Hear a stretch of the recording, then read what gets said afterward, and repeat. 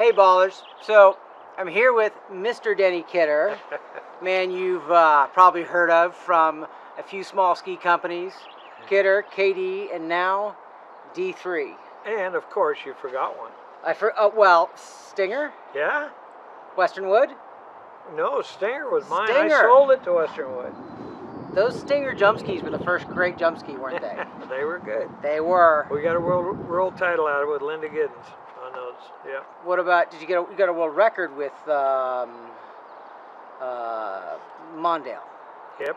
You did. Have 187. any idea? When you started Kidder, what you were getting into? No. Absolutely not.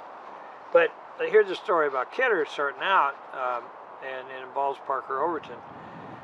I start out, I make a slalom ski, the red line, the first red line, and it was junk.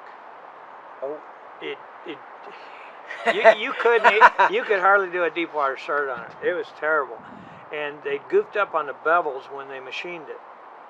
So what we had to do was we had to actually hand scrape these tools.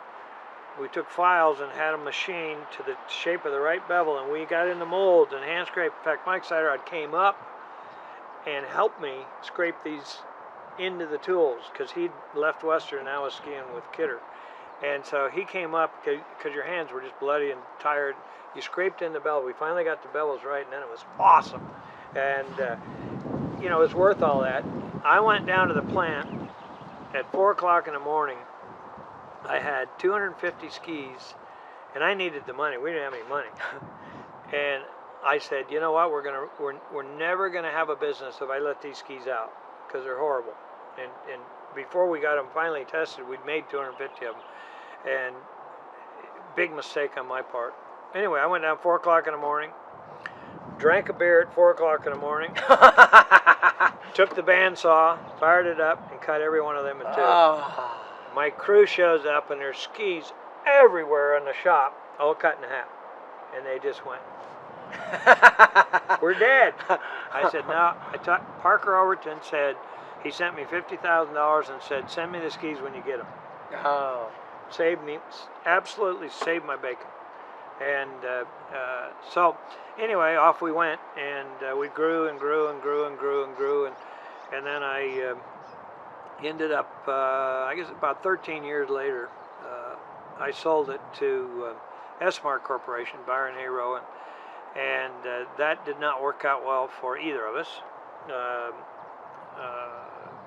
Byron wanted to take it to new heights, and he bought I don't know how many, 4 or 5 companies within 6 months, and ran out of cash flow, and it was just a mess. So anyway, that company, after I'd sold it, went broke, and the bank took it over, and I bought it back from the bank, and it was a wonderful, lucky deal.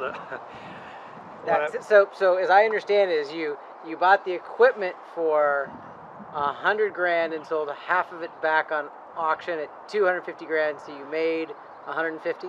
No, that's not entirely right, but that's close. That's close. I see, I've been listening. I paid 155 grand for the company that night before the auction.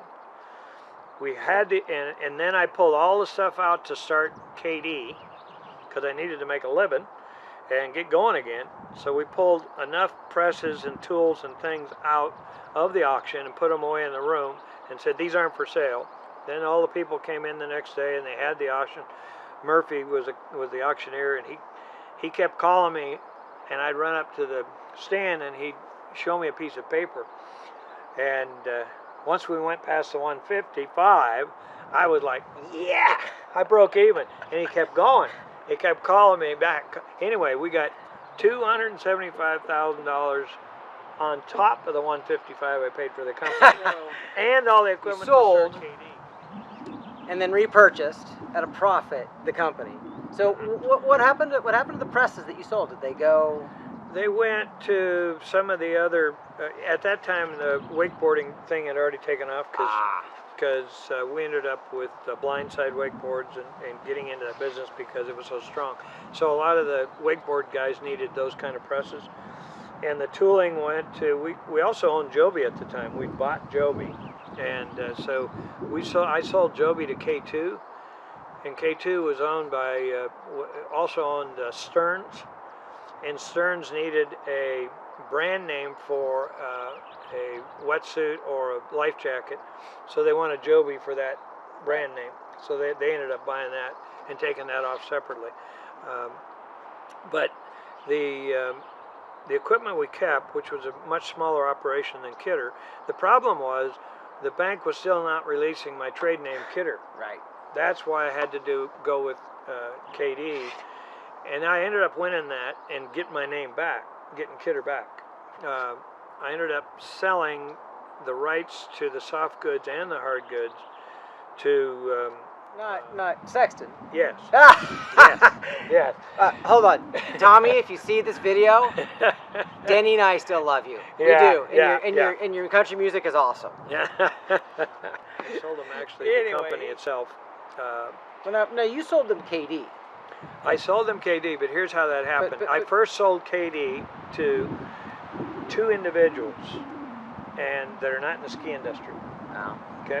They ended up running it for a year and a half and failing.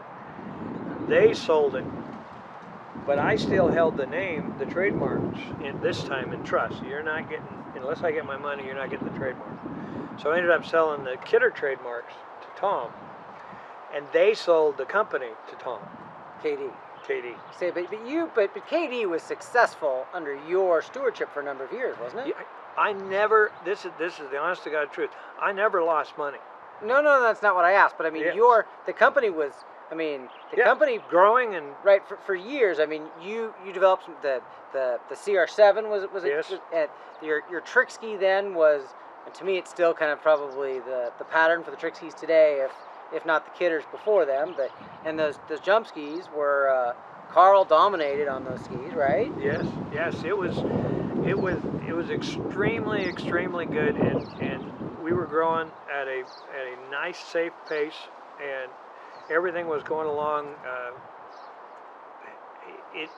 People, I've read blogs about me where I've read blogs about me too. They're never good. No, they're not fun at all. But they say that, oh boy, Kidder knows just when to sell a company. What they don't know is who buys the company and what they do with it.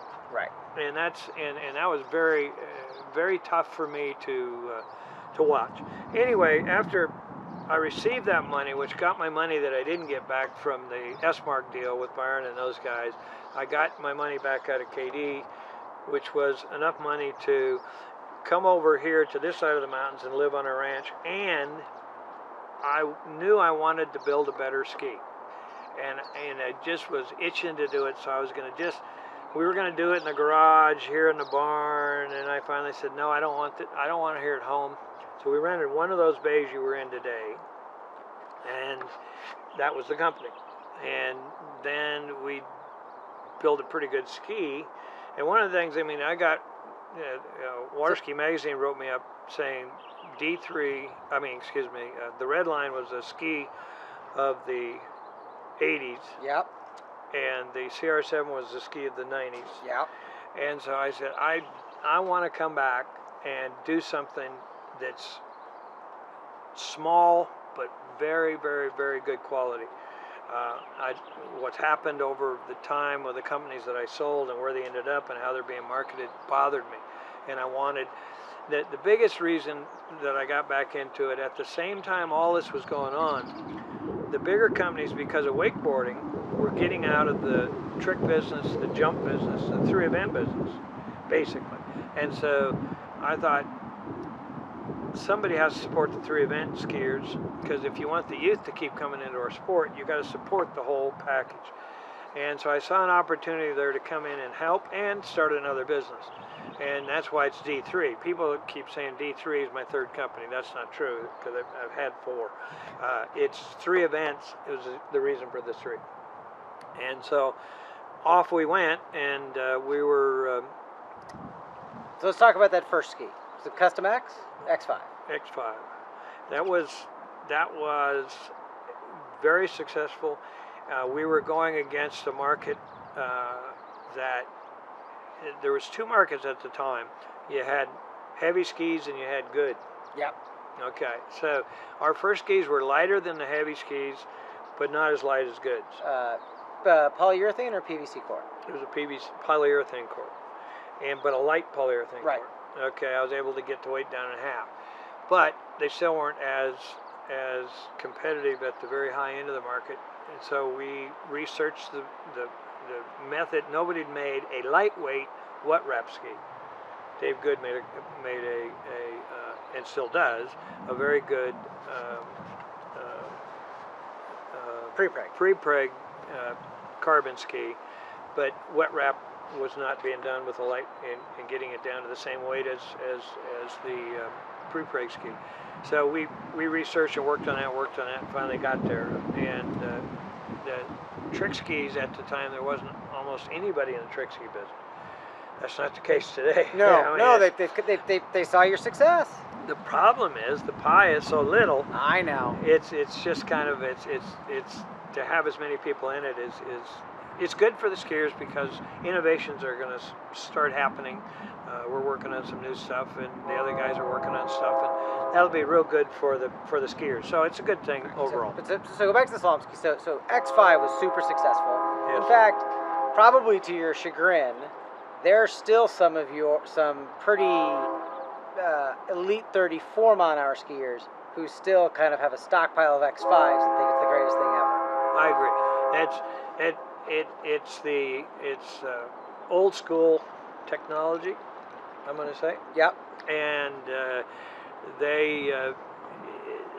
they're hanging on to that and skiing well. However, a lot of those finally have converted and say, "Whoa, why did I wait so long?" So it's a mixed bag. There's certainly those out there that they got them in their closet and they'll buy them online, and you know. Well, Larson is stubborn. I didn't say that. Well, maybe I did. And we're not even going to talk about Tynan. Scotty. Yeah. No, but it's okay. You know, everybody has a niche, and if they feel real comfortable there and they don't want to move out of it, they don't want to move out of it. However, the industry has moved out of it. Shifting gears a little bit, as you've gone through your models of skis, we've kind of seen evolutions, and you kind of went from, I don't know if it's straight X5 to X7, and then you're making improvements and this feedback, and eventually you end up at a ski like Quest, which is currently the world record holder ski. How does that evolution really happen? Well, it happens from feedback. Basically, every time we build a model, we don't do everything right, that's for sure. So once the model's out there long enough and you get enough feedback from enough sources that it has this flaw, or it could be better if it just did a little more of this, then you start working on that. And you might build a ski that's 75% really, really good and 25% questionable, but okay. You want to work on that 25%. So that's where Will Bush comes in, and he's been helping me now for the last 7 years, and in fact is responsible for a lot of the actual work that we do, the changes. I mean, granted, he's anal, but thank God he is. So Denny, last year there was significant changes to the Quest. I don't believe to the shape, but to the layup. And then this year, the Helix was reissued with some significant changes. Can you explain why the Quest 45 is better than the Quest? Yeah, it's torque. The 45 is carbon laid up on a 45-degree angle. Right. It's not just a name. And what that does for you is, as you come out of that turn, the time it takes for that ski to get back on its original edge is less. Going into the turn, you have all of the torque going into the turn. You come out of the turn, and that ski comes back to its shape and gives you your angle quicker than it would with a standard unidirectional layup. So it's torsionally stiffer or softer under the bindings? It's under the binding and towards the rear of the ski, and it's torsionally there is more rebound back to its original shape, because when you're in a unidirectional, you got all your fibers running this way, and you twist them basically in a turn, and then they slowly twist back and you go. Well, if you slowly twist it and your ski still turns, and the Quest 45 still turns, and it comes out of that turn, and that gets back on your fins back on angle quicker, your angle away from the boat is quicker, and you have more angle away from the boat. And that's the reason for the 45-45. Just to use it as a material to allow the ski to never do any of this wouldn't be a good idea. You have to use the right amount of it to give you the result. If you overdo it, and you made the whole ski out of 45-45, that thing wouldn't turn, because it wouldn't twist at all, and it wouldn't work. So the amount we put in and where we put it took a lot of testing to get the results we got, and it truly is better. And I'll let you in on another something about when Karen and Freddie and Karen was skiing for us on slalom. We had her for 2 seasons on a 45-45, and at that time we thought it was so great we overdid it and took it and gave it to one of her other skis. I don't remember even which model it was at the time. It might have been a version of the X5 Fusion. Anyway, we released it and found out we overdid it, and you got the opposite effect that you were looking for. So we backed away from it, but it's the same kind of thing you do when you revisit old things that you believe should always be the same. We backed away from it and said it's no good. Well, what we did is we screwed it up and overdid it. Then we came back to it now in this last year and started experimenting with smaller amounts in keyer places, and found out, well, I could have been way ahead of the game if I'd have figured it out back then. I said a little bit's good, a lot's better, right. and I screwed up. And but anyway, and that really does make the Quest a different ski. It's good. That thing still turns like crazy and it's fast. That's one of our better efforts. And you know, when I saw the name switch from Quest to Quest 45, I just thought you expected Nate to run 43 and go to 45 off. Yeah. In my dreams, one of my biggest goals in the world was met with that man. So So if the folks, if everybody doesn't know, I think we've already said this evening, but over the years with the 4 ski companies, somebody had set a world record in men's and women's tricks, men's and women's jump, and women's slalom, but nobody'd ever set a world record on a ski from Denny's efforts until Nate broke the world slalom record. What was that, 2 years ago now? Mm-hmm. And I told him when he came on board, and he is a straight up guy as far as dealing with business wise. He's just a super guy. And I told him, I said, "You're the guy to fulfill my dream." And he couldn't believe that I never had set, or none of my companies or the skiers that have skied for me in the past had set that record. And I said, "Nope, never have." You're the guy to do it. And when he did it, I just couldn't be any more thrilled, because a guy sets out goals that are pretty high goals when you figure you're going to break a world record in every discipline and many times over. But that one I couldn't get, and then when you get that, I don't, it's just something nobody in the world has ever done, and to hold all 3 records, or one in each one of the disciplines at the same time, is something else that I'm just really proud of my guys. And everybody now we have a team. It's a team effort, from Will to Paul to Creed, my son that runs the company, has for the last 8 years, does a great job. And the people, I mean, you met at the plant today, you met Tong. He's been with me for 30 years. He drives all the way over from Seattle. He lives in Seattle to work at our plant and then go back home. and he is, as you saw, a craftsman. I mean, he is, I think, the world's best lab guy ever.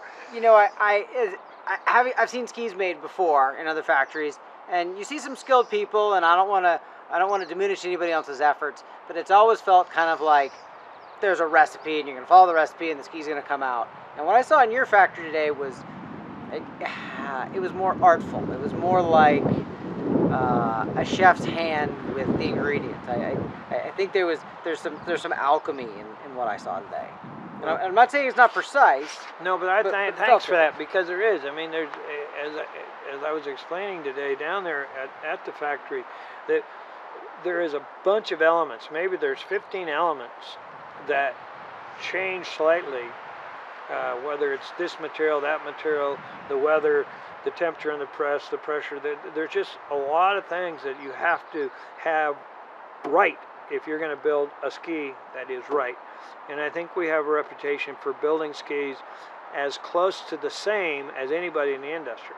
And that is because we follow all of those things very closely. We absolutely monitor, as you saw on paper, every ski that goes through that shop has a complete chronological history on when it was molded, what the temperature of the mold was, what the layup was,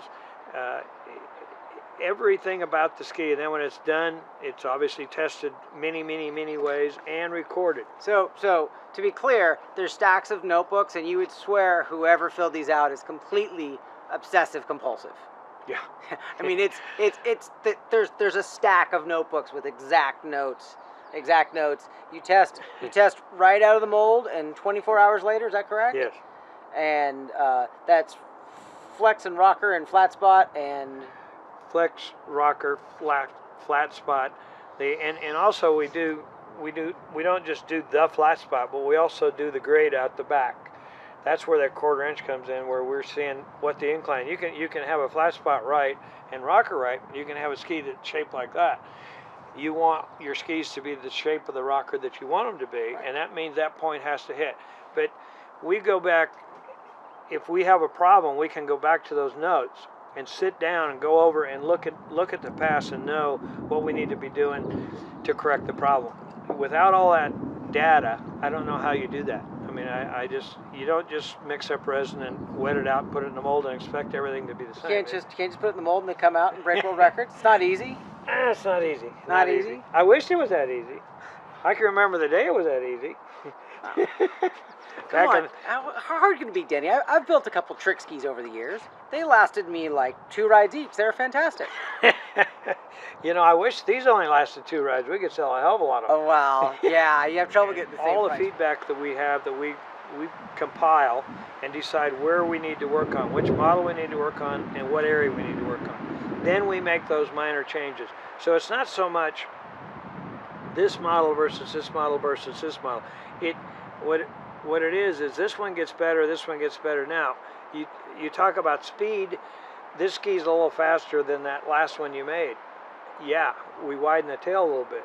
You give a little bit, but in slalom skiing, without question, you never get something that you don't give something. And I'll challenge anybody on that one. You can't get a ski faster that tracks just as well. You're gonna give up something.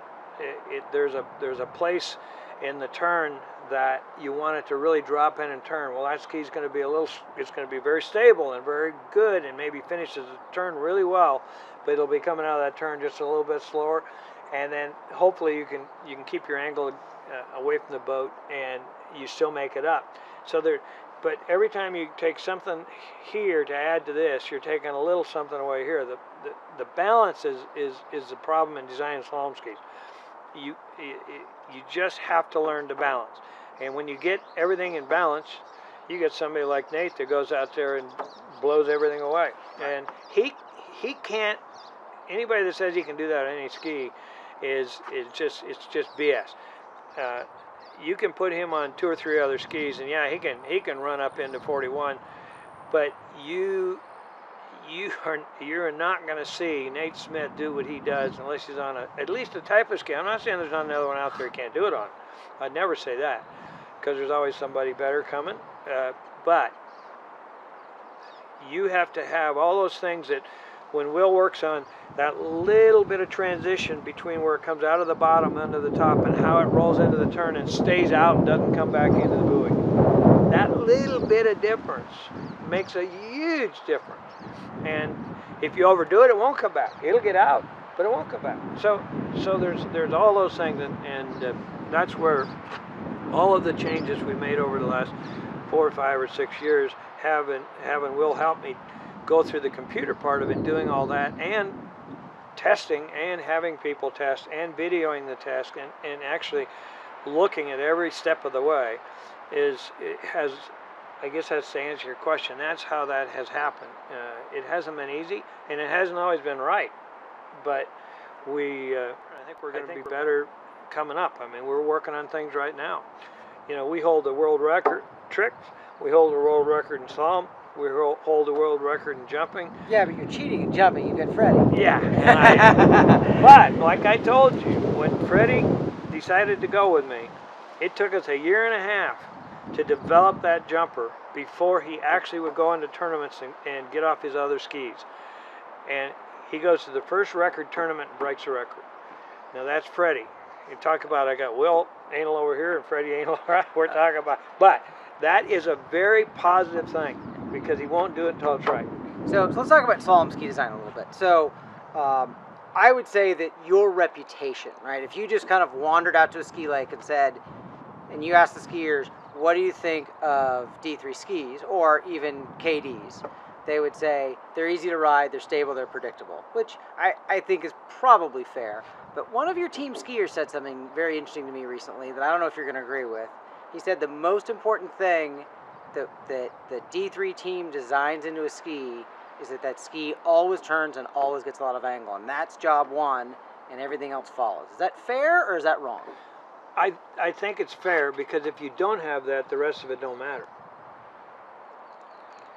I mean, if you think about if that ski does not turn and come out of that turn with a good angle, everything you've done to get there, you have to make up for all of a sudden at the ball.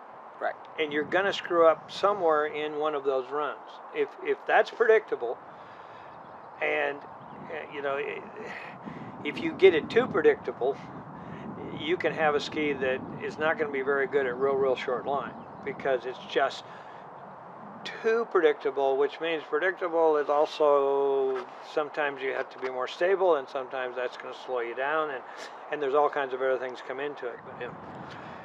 All right. Okay. Well, you know, Denny, it's been a very informative day. I can tell the folks at home it's unlike any of the ski factories I've been in before. I've been in a number of factories. Very impressed. There was some secret stuff we can't talk about, but the what I can say about the secret stuff is what you see in D3 and what you see in the secret stuff is not a marketing promise for quality and consistency. You get as a really legitimate commitment to integrity and quality and building skis exactly the way they intend. And I was extremely impressed with what I saw today. Well, thank you very much, because those guys work really hard at it, and integrity in this business is what it's about. The guy's spending a lot of money out there. He's counting on your integrity to deliver him what he expects. And the only way you can do that is, I believe, the way we do it. And that's double check, triple check, and do it right. And make that first. And then you go on with your business from there. So, well, thank you for that. The ski business is a blast. I mean, you know, I'm the old guy, the old geezer, whatever they want to call me, whatever. But I'm going to tell you what, I'm still having fun. And it's being able to be still part of something where we're still designing skis and breaking world records. You can live your whole life out there and never do that once. And I've been fortunate enough to do it multi times, be part of it. And be assured that I'm not saying that it's me. The people that I've been associated with, whether they're the guy on the press, the skier himself, the even reps that I've worked with from the outside that have brought me materials that have allowed me to build a better product. it has not been me, but I've just been part of it. And just being part of it is awesome. And I'm going to keep doing it. Hopefully we'll have some new surprises. Looking forward to it. Okay. Thank you, sir. You're welcome. All right.